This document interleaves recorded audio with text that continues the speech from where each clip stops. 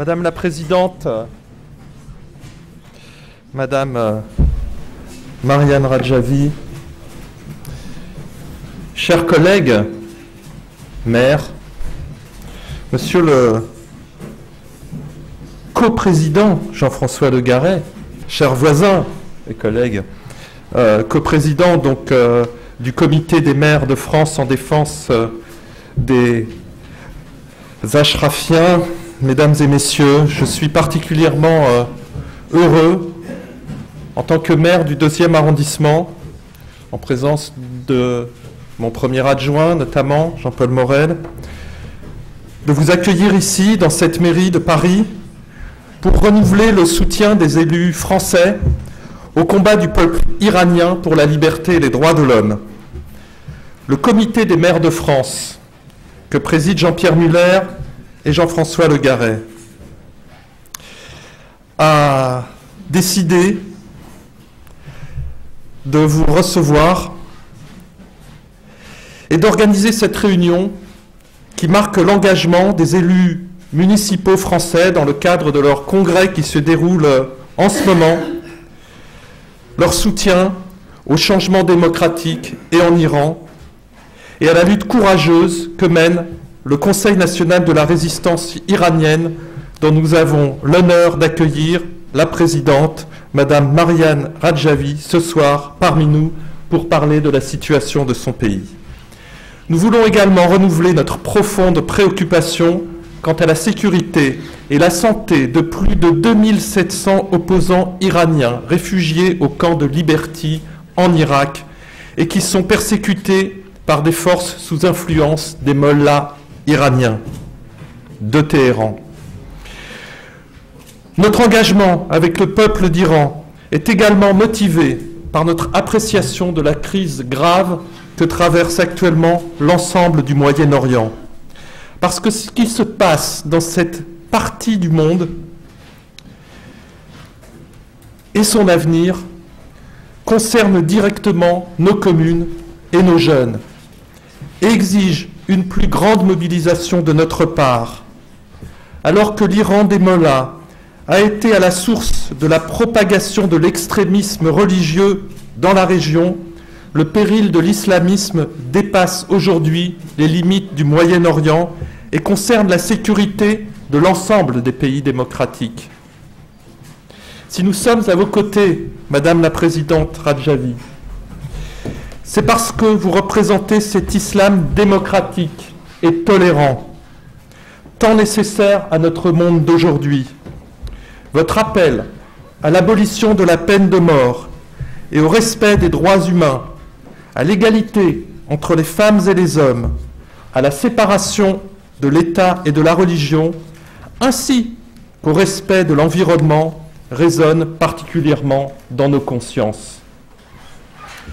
C'est dans cet état d'esprit que les 14 000 maires et élus que nous représentons ne sont pas restés indifférents quand les résistants iraniens ont été la cible de massacres dans les camps d'Ashraf et de Liberty en Irak. Nous sommes conscients que depuis plus de 30 ans, la théocratie extrémiste installée en Iran persécute ses citoyens. L'ONU n'a pas manqué de relever le nombre croissant d'exécutions en Iran sous la présidence du soi-disant président modéré Hassan Rouhani, avec près d'1 millier de pendaisons qui ont eu lieu sous son mandat. En effet, un régime qui manque d'une totale légitimité et politique idéologique n'a même pas été capable de ménager son image et de se donner un semblant de modération, ne serait-ce que le temps des négociations qu'il a entreprises avec la communauté internationale sur son programme nucléaire. Négociations qui, comme vous le savez, viennent d'échouer en raison principalement de l'intransigeance du régime iranien. Ce régime malmène également l'environnement, on le dit trop peu souvent. Depuis l'avènement du régime islamiste en 1979, la protection des espaces naturels a été reléguée en bas des priorités, arrivant bien derrière les ambitions militaires, militaristes plutôt, et nucléaire et le soutien dispendieux aux dictateurs scélérats comme celui de la Syrie. Les lacs et les rivières se dessèchent les uns après les autres et le régime se montre incapable de gérer les pollutions globales et locales de l'air, de l'eau et des sols, entraînant une extinction massive de la diversité locale. Je n'invente rien. Un récent rapport d'experts a amené les spécialistes à mettre en garde contre, je cite, un danger d'effondrement environnemental du plateau iranien. Mais heureusement, face à tant d'horreurs, il existe une résistance qui mérite notre estime, notre respect et notre soutien.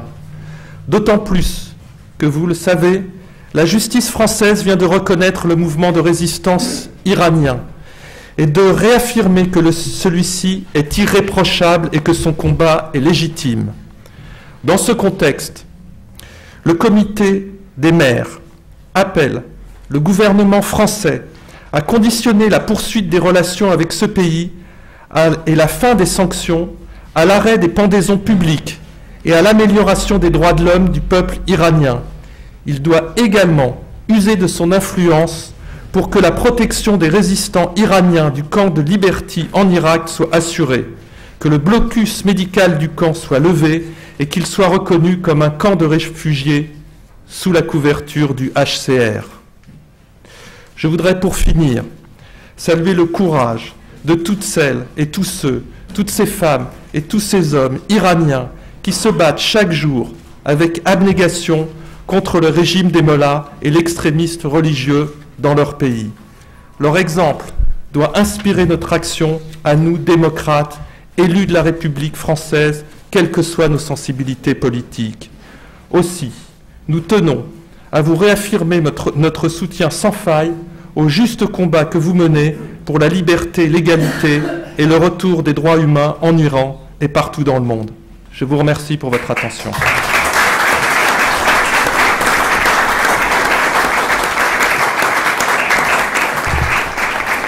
Madame la Présidente, chère Mariam Radjavi, Monsieur le maire du 2e, cher Jacques Boutot, qui est pour moi le plus proche de mes collègues, maire d'arrondissement, et je le remercie beaucoup d'avoir fait d'organiser cette réunion ce soir.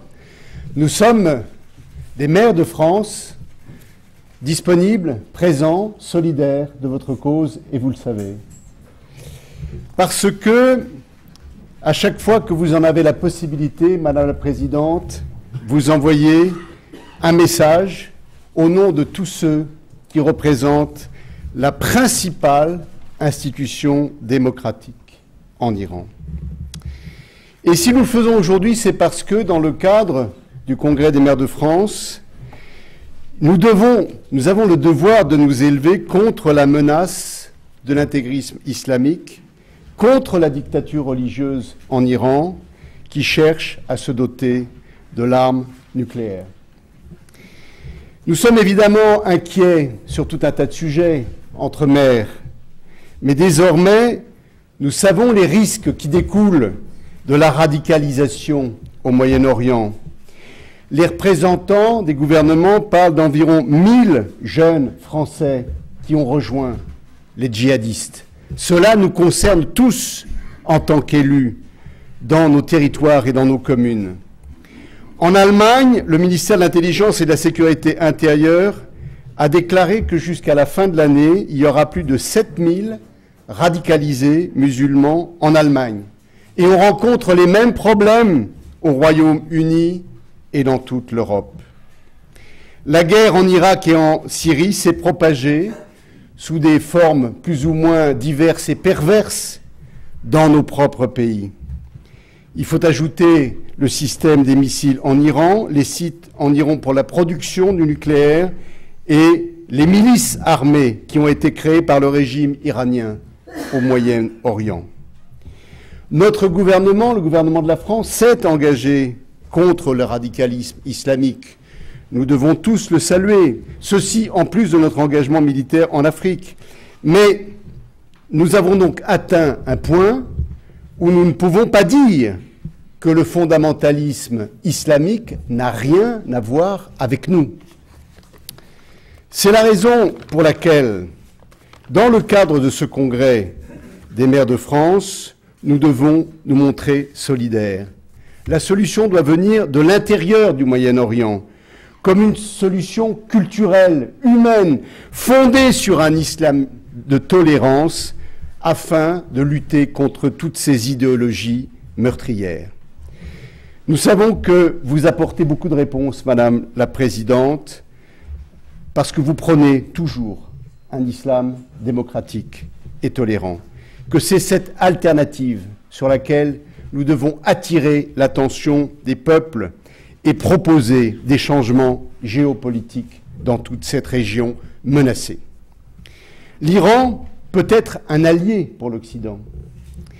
L'Iran peut être même un de nos meilleurs alliés, mais l'Iran sans les mollahs. Le régime iranien est lui-même aujourd'hui instable et sa source principale d'instabilité est justement le terrorisme et la recherche de la guerre à outrance.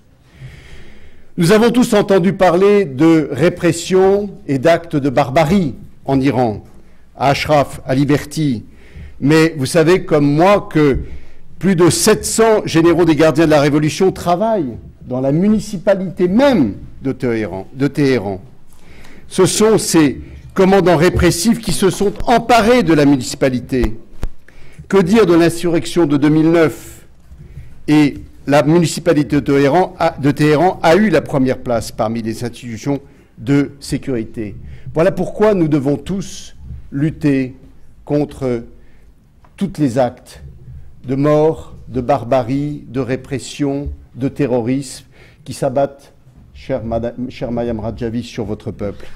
Je terminerai en vous remerciant très sincèrement et très amicalement de votre présence, et je ferai observer que dans votre tour des mairies d'arrondissement, vous avez commencé par la mairie du premier, puis celle du deuxième, vous les prenez dans l'ordre. Eh bien, que ce chemin